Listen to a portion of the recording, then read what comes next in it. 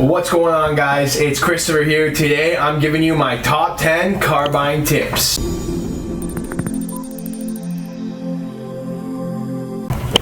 Just a little background here, guys. I've been selling cars for about 7-8 years, so I've learned a few things that might be able to help the average consumer when they go to the dealership to buy a car.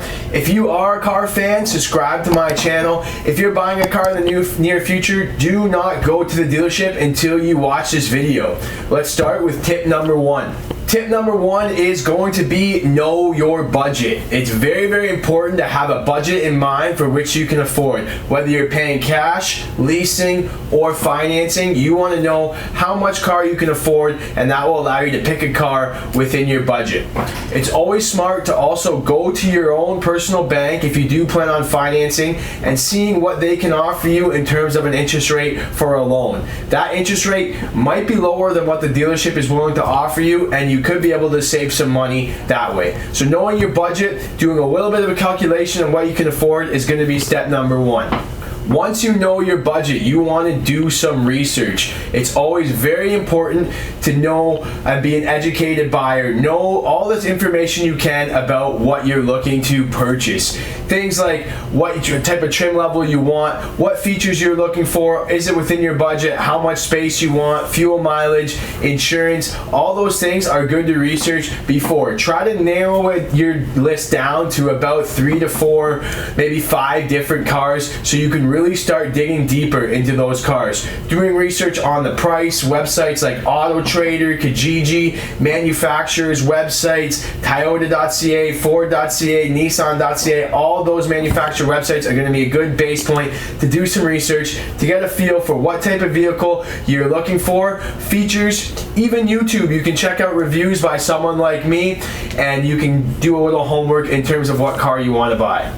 Step number 3 is test drives. So you're going to want to go to the dealership and test drive a handful of those vehicles to get a feel for which car you're actually going to lock in on. Go in, check out the size, check out the space, sit in them, find a car that you're comfortable with. Make sure you are clear to the salesman that you are still in the research phase. You're not buying today, you're just looking to test drive cars and obtain an accurate quote. This is going to cause the salesman to let his guard down a little bit. He's not going to get super aggressive with his sales process because he knows you already told him you're not buying. You can even repeat this a handful of times if he doesn't get the message right away, because some guys just don't take no for an answer. However, you're going to want to make it clear you're in the research phase, test drive a handful of cars, and this will allow him to roll out the red carpet for you, give you the highest level of customer service so that you'll come back to his dealership when you're ready to buy. You're also going to want him ask him for an initial quote. Maybe on the vehicle that you test drove or the vehicle you're leaning towards, ask him for an initial quote, but make sure he knows that you're still comparing cars and vehicles and quotes.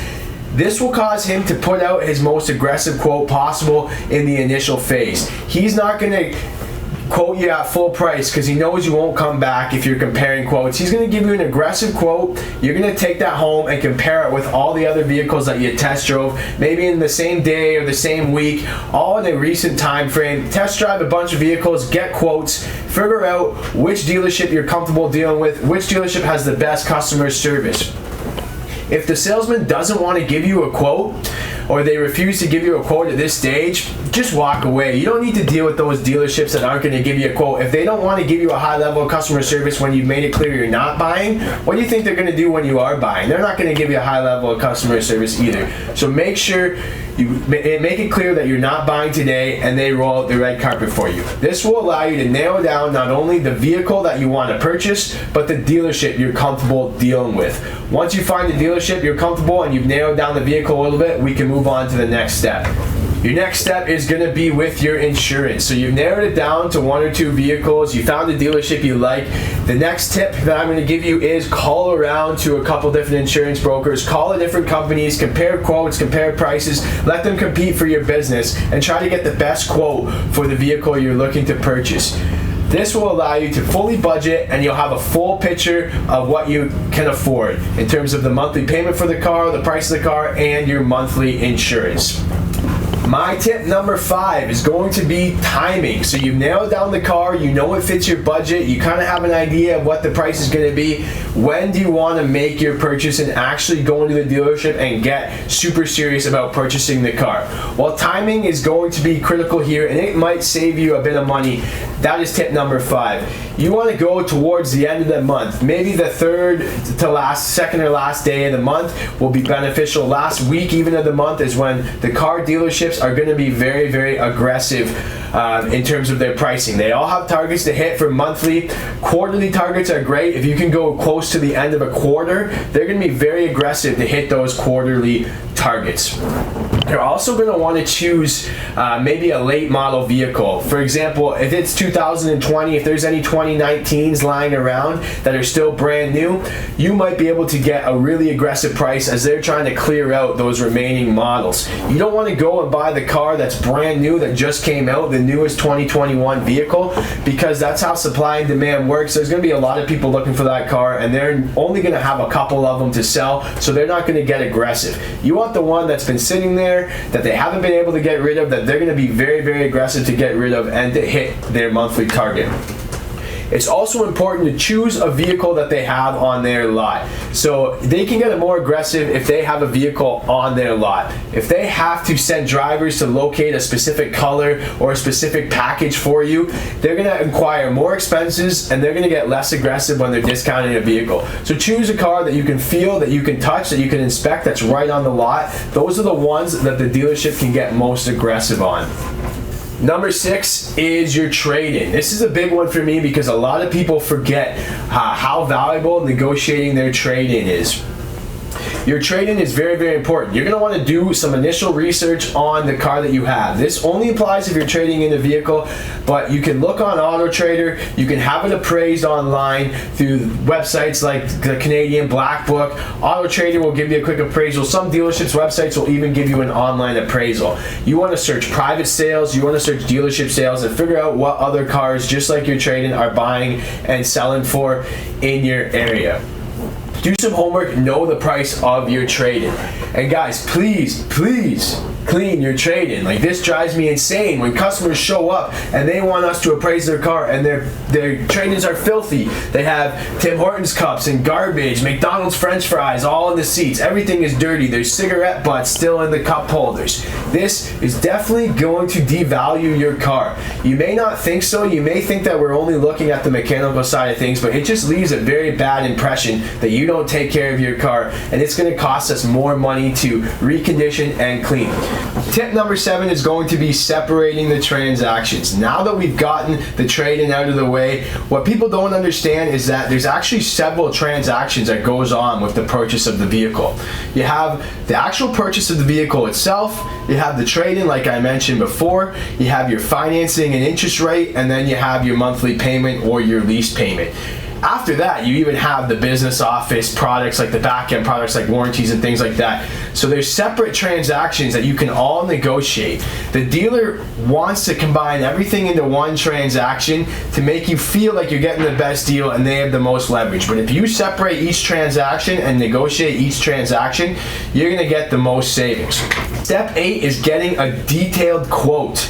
Okay, ask them to print off the quote line for line for what you're purchasing. Okay, a lot of dealerships will just present the customer with a payment and say, oh, it's $350 bi-weekly or $350 a month, and then you don't know what you're purchasing and what the breakdown is of the payments. Get a detailed quote, because a lot of times there's a ton of hidden fees that dealerships can add on that you might be able to get them removed. Some dealerships will remove it, some dealerships won't, but it is worth a try to help save you some money. I've printed off just a quick quote here, and I included some of those fees that dealerships can charge. My dealership, we don't charge some of these fees, but I did put them all in there just so you can see. For example, you can tell that the price of the vehicle is $24,198. That might be what the salesman told you the price is, but you can see our bottom line here before taxes is $27,300. So that's a big jump. you can see there's different fees like the freight and PDI. You're gonna see the CarProof fee. Some dealerships might have a document fee. Could have a ride green or nitrogen or tire fee. That's $3.99. Air conditioning tax, you're probably obligated to pay that if your car has air conditioning. It's a new car. Environmental fee, Omni fee. Things like wheel locks, those type of fees, $89 for your wheel locks. They drive me crazy. CarProof report, those small little fees, you can get them to remove, and that will save you money in the long run. Try to negotiate, try to get them to remove or lower all these fees. And make sure that they don't just remove the fee and add it into the price of the car or something like that. Just make sure they are physically removing it. Do the math, guys. Comb through this bill of sale line for line and make sure you calculate it with the calculator and that everything adds up. If you're financing, also look at the final payment. You want to know the term of the loan. That's very important. Some dealerships will just tell you a payment and you won't know that you're getting an 8-year or 7-year, 8-year term, and your interest is through the roof over those 8 to 9 years.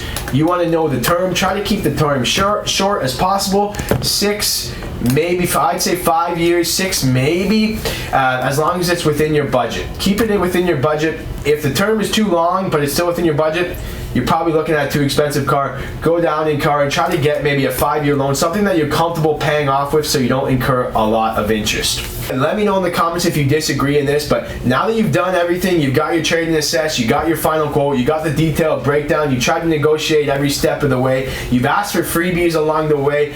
I always try to get freebies here. Like for example, you can try to get car mats, ask them for winter mats, ask them for any free oil changes, anything that they can include for free that's not going to cost you. That's after you've kind of already gone over, they've given you their best quote. See if they can include rubber mats. These are just little things, maybe tinted windows you might like. Once you've done all this, you walk away. Now that might sound strange to a lot of you, but like I said, the dealership's always going to be open. Dealership's not going to burn down tomorrow.